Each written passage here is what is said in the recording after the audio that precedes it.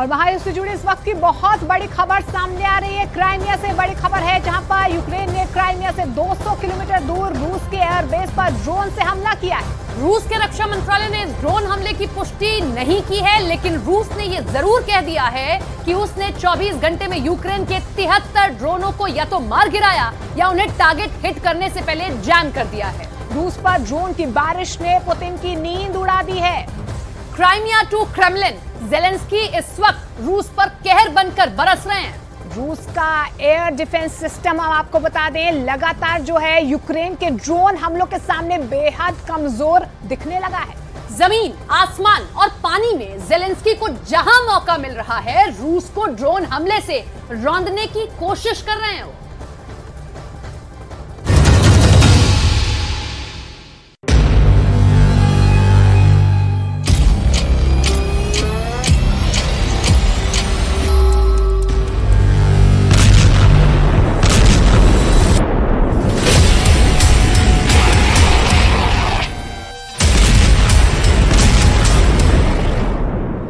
Zelensky को कमजोर आंकने की भूल करने वालों को यह तस्वीर जरूर देखनी चाहिए।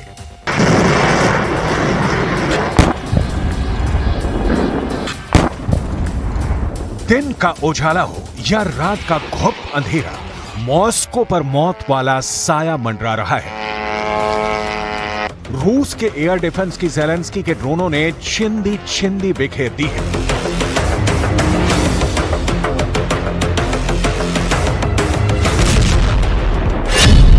क्राइमिया में ड्रोन का कहर।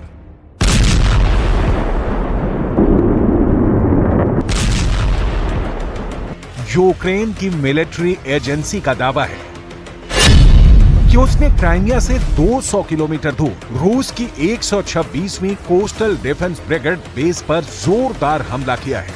यह बेस क्राइमिया का पेरेवोल्नोय है, जहां रूस ने 2014 से अपना बेस बना रखा है।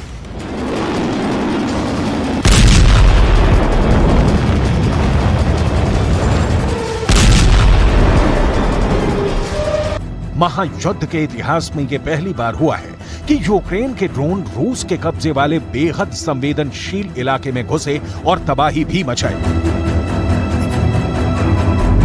पश्चिमी मीडिया की रिपोर्ट बता रही है कि इस हमले में जान भी गई है, लोग जख्मी भी हुए हैं, लेकिन रूस का रक्षा मंत्रालय कहता है कि हमले तो हुए हैं, एक नहीं 42 ड्रोन हमले, लेकिन बेस पर होने की बात तो रूस की तरफ से नहीं कही जा रही।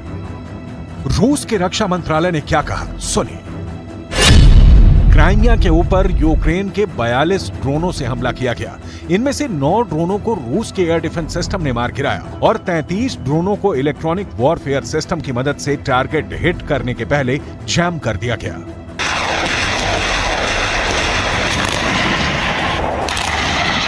बहरहाल, दोनों के दावों के बीच क्राइमिया पर जो हमले हो रहे हैं, उसने कई सवाल खड़े कर दिए हैं। रूस की रक्षात्मक शक्ति भी सवालों के घेरे में है, लेकिन इसकी डिटेल आगे। अभी तो सायरन की चीखती आवाजों वाले शहर मॉस्को में दहल रहे लोगों की तस्वीरें।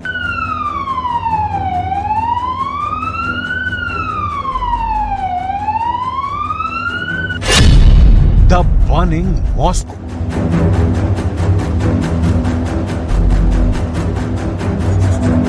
डेढ़ साल में युद्ध की दशा और दिशा दोनों बदल गई है। यकीन नहीं होता तो एक और तस्वीर देखिए। ये ऊंची इमारत रूस की आन बान शान की प्रतीक है और आपके ज़हन में इसके ऊपर ज़ेलेंस्की के शोले बनते ड्रोन की तस्वीरें भी ताजा हैं। उसी कड़ी में एक और तस्वीर देखिए। मॉस्को पर ड्रोन और मिसाइल से यूक्रेन ने हमला किया है। रूस के मेयर ने खुद बताया है कि हमलों को देखते हुए 3 एयरपोर्ट कुछ घंटों के लिए बंद करने पड़े।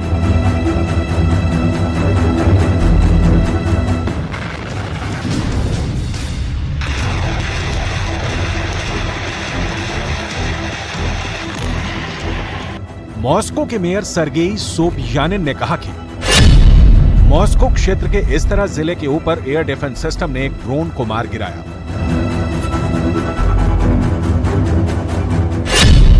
मॉस्को के 3 एयरपोर्ट्स, जिन्हें ज़ेलेंस्की के डर ने बंद करने के लिए विवश कर दिया, उन्हें मैप पर देखिए। शेरेमेदयेवो, दोमोदेदोवा और वनुकोव।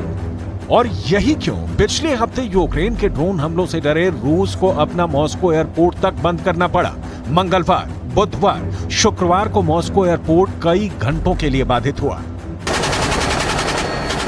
आर्मी बेस, बाशिंदों से भरे शहर में, समंदर में, आसमान में ज़ेलेंस्की के ड्रोनों ने रूस के एयर डिफेंस सिस्टम को लहूलुहान कर दिया है।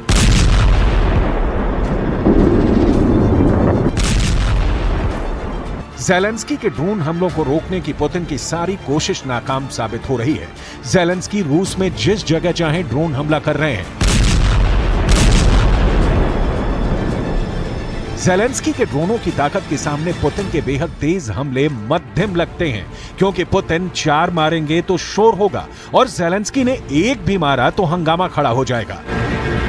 ये लड़ाई 2 गैर बराबर ताकतों के बीच है, जिसका फायदा तीसरा नाटो नाम का संगठन उठा रहा है।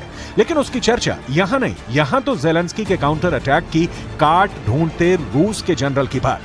За сутки перехвачено 5 реактивных снарядов систем залпового огня «Хаймарс» и противорадиационная ракета «Харм» производства.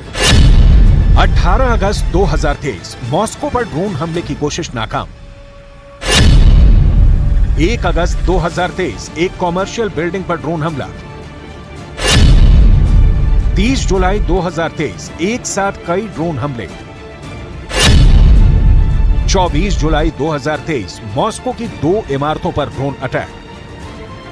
मतलब एक बार की युद्ध की बदलती तस्वीर ज़ेलेंस्की की शान नहीं बढ़ा रही, बल्कि पिछले महीनों में यूक्रेन लगातार रूस के भीतर घुसकर हमला कर रहा है। मॉस्को में इसी कारण एयर डिफेंस सिस्टम पंजशीर इमारतों की छतों पर लगाए गए हैं। लेकिन ज़ेलेंस्की के ड्रोनों की जोरदार धार के बीच कुछ काम नहीं आ रहा। बहुत बारीक और ठोस रणनीति के तहत ज़ेलेंस्की रूस को ड्रोन हमलों का शिकार बना रहे हैं।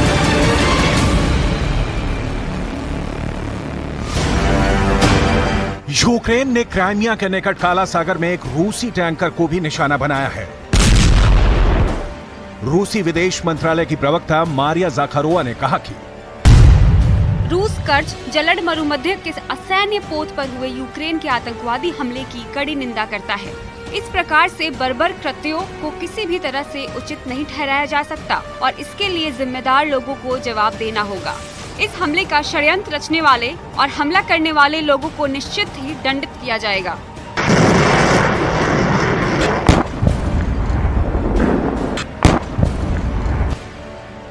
यूक्रेन ड्रोन का काला सागर में किया गया ये दूसरा हमला है। इससे पहले यूक्रेन ने एक प्रमुख रूसी बंदरगाह पर हमला किया था। कीव की नौसैन्य शक्ति बढ़ाने के साथ ही काला सागर अहम युद्ध क्षेत्र बनता जा रहा है। रूस ने करीब 3 हफ्ते पहले यूक्रेन के समुद्री मार्ग से अनाज निर्यात करने संबंधी समझौते को समाप्त करने की घोषणा की थी और यूक्रेन के बंदरगाहों को निशाना बनाया था, जिसके बाद यूक्रेन ने पलटवार किया। इसी तरह यूक्रेन रूस के हमलों का जवाब अपने ड्रोन के जरिए ही दे रहा है।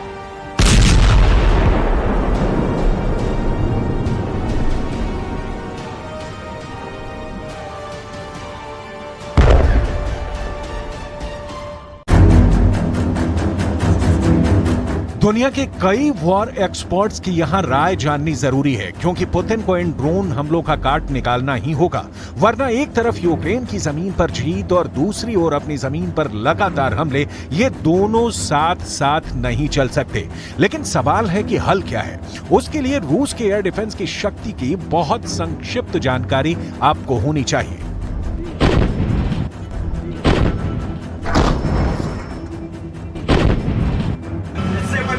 Маловысотная. Первый сопровождаю маловысотную цель в зоне. Цель по первому в зоне чужой. По первому цель уничтожить.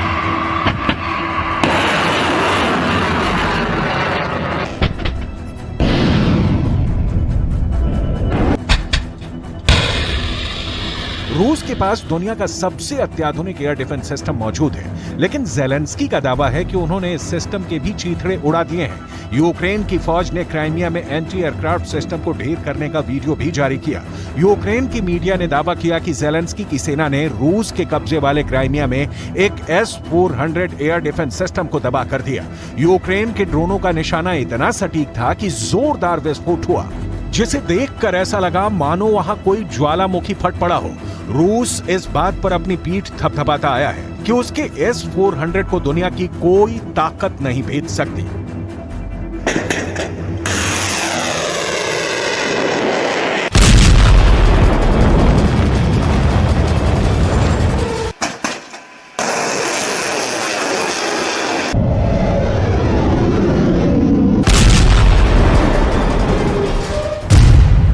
रूस का दावा है कि S-400 एयर डिफेंस सिस्टम जमीन से हमला करके आसमान में लड़ाकू विमानों और मिसाइलों को गिरा सकता है, लेकिन यूक्रेन का दावा है कि उन्होंने अपने खतरनाक ड्रोन से उसको तबाह कर डाला।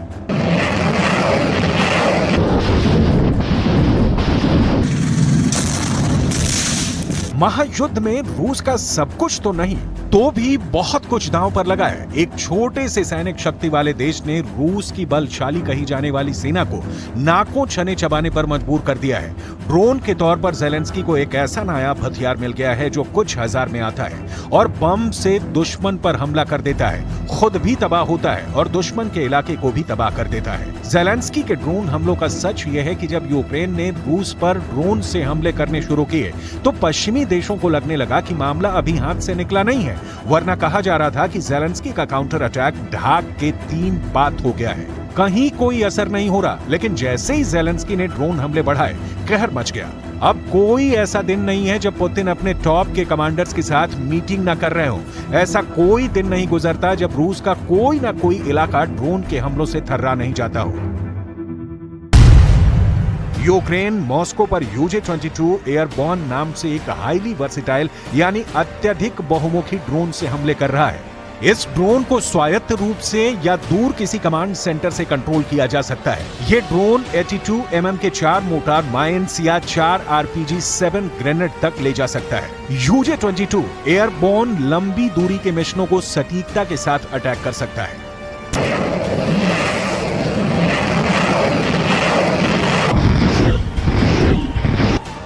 ये ड्रोन यूक्रेन बड़े पैमाने पर अपनी फैक्ट्री में तैयार कर रहा है। 24 घंटे यूक्रेन की ड्रोन फैक्ट्री में प्रोडक्शन चालू है। ज़ेलेंस्की के सामने पिक्चर क्लियर है कि करोड़ों की मिसाइल को पश्चिमी देशों की कृपा से हासिल कर उसे रूस के खिलाफ इस्तेमाल करने से सस्ते ड्रोन ही अच्छे हैं जो मनचाहा रिजल्ट दे रहे हैं। ज़ेलेंस्की के UJ-22 ड्रोन की अधिकतम दूरी 800 किलोमीटर तक उड़ान भरने की है। मॉस्को यूक्रेन की सीमा से लगभग 600 किलोमीटर है। ऐसे में ये ड्रोन मॉस्को पर हमला करने में सक्षम है।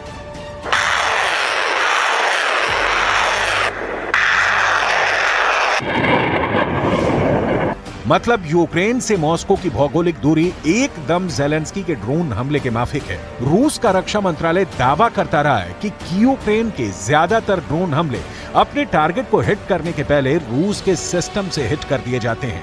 कुछ को रूस का एयर डिफेंस सिस्टम जैम कर देता है। लेकिन सवाल है रूस की फुल प्रूफ सुरक्षा का। आलम भी ये है कि मॉस्को खौफ में है तो रूस के दूसरे शहरों का क्या होगा? ज़ेलेंस्की के ड्रोन से कैसे बचेगा रूस? दलील ये दी जा रही है कि रूस ने काफी कुछ एयर डिफेंस सिस्टम सीमा पर लगा रखे हैं और इन्हें वहां से हटाया गया तो यूक्रेन के अंदर लड़ रही रूस की सेना को परेशानी होनी शुरू हो जाएगी। लिहाजा उन्हें हटाकर शहर को बचाना बुद्धिमानी नहीं हो सकती। तो सवाल फिर वही कि कैसे बचे रूस?